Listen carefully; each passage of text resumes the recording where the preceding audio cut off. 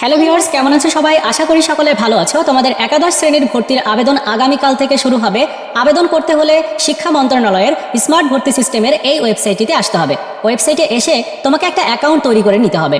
এই অ্যাকাউন্ট তৈরি করাটা প্রত্যেকের জন্য বাধ্যতামূলক, কারণ চূড়ান্ত ধাপের আবেদন করতে, আবেদন ফি প্রদান করতে এবং কোন কলেজে কতগুলো আসন রয়েছে, আবেদন করতে কোন কলেজে কত জিপিএ লাগবে, এগুলো দেখার জন্য অ্যাকাউন্টটা বেশ কার্যকরী হবে। তো আজকের এই ভিডিওতে অ্যাকাউন্ট তৈরি করার সঠিক নিয়ম তোমাদেরকে দেখিয়ে দিব, যাতে আবেদন করার সময় তোমার কোনো ধরনের প্রবলেম না হয়। আরেকটা রিকোয়েস্ট করব, যারা এই চ্যানেলটিকে সাবস্ক্রাইব করোনি, একাদশ ভর্তি নিয়ে সকল আপডেট পেতে সাবস্ক্রাইব করবে। চলো শুরু করা যাক।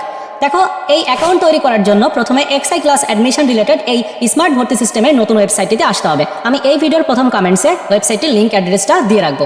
ওয়েবসাইটে এসে এখানে দেখতে পাচ্ছ বলা হচ্ছে আপনার কি অ্যাকাউন্ট নাই। যেহেতু তোমাদের কোনো শিক্ষার্থীরই অ্যাকাউন্ট করা নাই, এই কারণে সাইন আপ অপশনে প্রথমে ক্লিক করবে। সাইন আপ অপশনে ক্লিক করলে পরবর্তী স্টেপে তোমার এডু আইডির জন্য আবেদন করতে হবে। এডু আইডির জন্য আবেদন করতে হলে এখানে দেখতে পাচ্ছ শিক্ষার্থীর ধরন নির্বাচন করতে হবে। নির্বাচন করুন অপশনে ক্লিক করলে তিনটা অপশন তুমি পেয়ে যাবে। দেখতে পাচ্ছ যে বোর্ড স্টুডেন্টস রয়েছে, যারা ঢাকা বোর্ড, রাজশাহী বা কুমিল্লা এই বোর্ডগুলো থেকে উত্তীর্ণ হয়েছো, মাদ্রাসা বোর্ড থেকে উত্তীর্ণ হয়েছো বা টেকনিক্যাল বোর্ড থেকে উত্তীর্ণ হয়েছো, তোমরা বোর্ড স্টুডেন্ট এটা সিলেক্ট করবে। যারা বাংলাদেশ ওপেন ইউনিভার্সিটি অর্থাৎ উন্মুক্ত বিশ্ববিদ্যালয় থেকে এসএসসি কমপ্লিট করেছে, তোমরা বাংলাদেশ ওপেন ইউনিভার্সিটি সিলেক্ট করবে। আর যারা অন্যান্য সার্টিফিকেটধারী যারা আছে, তোমরা নিচেরটা সিলেক্ট করবে। তো বোর্ড স্টুডেন্ট সিলেক্ট করার পরে এরপরে বাম সাইডে যে ইনফরমেশনগুলো দেখতে পাচ্ছ, এগুলো তোমাকে দিতে হবে। যেমন বোর্ডের এখানে নির্বাচন করে ক্লিক করলে প্রত্যেকটি বোর্ডের তথ্য তুমি দেখতে পাচ্ছ। এখান থেকে তোমার বোর্ড যেটা সেটি সিলেক্ট করে দিতে হবে। কেউ চট্টগ্রাম বোর্ড থেকে পাস করেছো, কেউ ঢাকা বোর্ড থেকে, কেউ বা যশোর বোর্ড থেকে, যে বোর্ড থেকে পাস করো না কেন সেই বোর্ডটি সিলেক্ট করতে হবে। যারা মাদ্রাসা থেকে পাস করেছো, তোমরা মাদ্রাসা বোর্ডটা সিলেক্ট করবে। টেকনিক্যাল বোর্ড থেকে যারা করেছো, তোমরা টেকনিক্যাল বোর্ডটা সিলেক্ট করবে। ঠিক আছে, এরপরে তোমার পাশের সাল দিতে হবে। যারা 2024 সালে এসএসসি পাস করেছো, তোমরা 2024 দিবে। যারা 2023 অথবা যারা 2022 যেটা তুমি পাস করো না কেন সেই সালটা দিয়ে দিবে।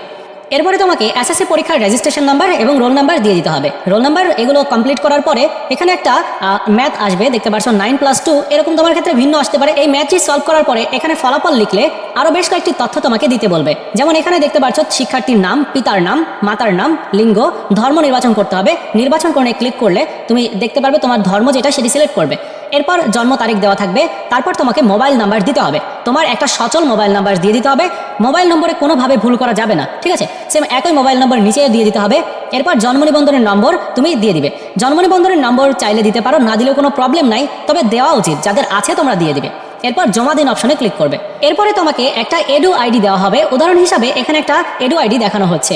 আর তুমি যে মোবাইল নাম্বার দিয়েছো ওইখানে একটা ওয়ান টাইম ইউজ করা পাসওয়ার্ড তোমাকে দেওয়া হবে।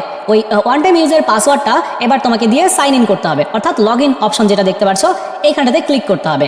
এরপরে তোমার ইউজার নেম এবং পাসওয়ার্ড দিতে হবে, অর্থাৎ একটু আগে যে এডু আইডি তুমি পেলে সেই এডু আইডি দিয়ে দিতে হবে এবং পাসওয়ার্ড যেটা তোমার মোবাইল নাম্বারে পাঠানো হয়েছে সেই পাসওয়ার্ডটি দিতে হবে। এবার সাইন ইন করতে হবে। সাইন ইন করার পরে তোমাকে পাসওয়ার্ড সেট করে নিতে হবে। পাসওয়ার্ড সেট করার জন্য কি করণীয় দেখতে পাচ্ছ যে এখানে নতুন পাসওয়ার্ড দিতে হবে। কমপক্ষে 8 অক্ষরের দীর্ঘ হতে হবে। কমপক্ষে একটি চিহ্ন থাকতে হবে, যেমন এই চিহ্নগুলোর যে কোনো একটা থাকতে হবে। কমপক্ষে তোমার একটি সংখ্যা থাকতে হবে এবং কমপক্ষে একটি বড় হাতের অক্ষর থাকতে হবে। কমপক্ষে একটি ছোট হাতের অক্ষর থাকতে হবে এবং উভয় পাসওয়ার্ড মিলতে হবে। সো এই হচ্ছে তোমার পাসওয়ার্ডের রিকোয়ারমেন্ট। এগুলো অনুযায়ী তুমি এখানে একটা পাসওয়ার্ড, নতুন পাসওয়ার্ড সেট করবে। এরপর সেম একই পাসওয়ার্ড নিচেই দিয়ে দিবে। এবার জমা দিন অপশনে ক্লিক করতে হবে। জমা দিন অপশনে ক্লিক করলে ঠিক এরকমটা দেখানো হবে এবং গো টু স্টুডেন্ট ড্যাশবোর্ড এখানটাতে ক্লিক করতে হবে। এখানে ক্লিক করলে তোমার ড্যাশবোর্ড যেটা রয়েছে সেটি কিন্তু ওপেন হয়ে যাবে। এরকমভাবে তোমার ড্যাশবোর্ডটা ওপেন হবে। ড্যাশবোর্ডের মধ্যে বাম সাইডে দেখতে পাচ্ছ বেশ কয়েকটি অপশন রয়েছে। তার মধ্যে রয়েছে আমার প্রোফাইল, কলেজ অনুসন্ধান। এই কলেজ অনুসন্ধানে যদি ক্লিক করো তাহলে কোন কলেজে কতগুলো আসন রয়েছে, এর সাথে কোন কলেজে আবেদন করতে তোমার কেমন জিপিএ রিকোয়ারমেন্ট প্রয়োজন হবে সেটি তুমি দেখতে পারবে। আমি আগামীকাল যখন আবেদন শুরু হবে তোমাদেরকে দেখিয়ে দিব বিস্তারিত বিষয়গুলো। ওকে, এরপর আবেদনের যে সেকশন রয়েছে এখানে 3টা অপশন রয়েছে। প্রথমেই দেখতে পাচ্ছ আবেদন ফি জমা দিন অপশন রয়েছে। এখানে ক্লিক করে তোমার আবেদন ফি জমা দিতে হবে। সেখানে কিছু নিয়ম রয়েছে, নিয়মটা আমি অলরেডি তোমাদেরকে এক্সপ্লেইন করে দেখিয়ে দিয়েছি। তারপর আগামীকাল যখন আবেদন শুরু হবে তোমাদেরকে দেখিয়ে দিব। এরপর তুমি আবেদন আপডেট করতে পারবে, অর্থাৎ এখান থেকে তোমাকে আবেদনটি করতে হবে। ঠিক আছে, এবং আবেদন দেখতেও পারবে। তো যাই হোক, এরপর রয়েছে নির্বাচন, পেমেন্টস, ইতিহাস, এগুলো দেখতে পারবে। তো এই ছিল আজকের মতো ভিডিও। দেখা হচ্ছে আগামীকাল নতুন একটা ভিডিওতে। যখন আবেদন শুরু হবে তোমাদেরকে হাতে কলমে আমি দেখিয়ে দিব সবগুলো বিষয়। সো এই চ্যানেলটিকে প্রত্যেকে সাবস্ক্রাইব করে রাখবে। ধন্যবাদ।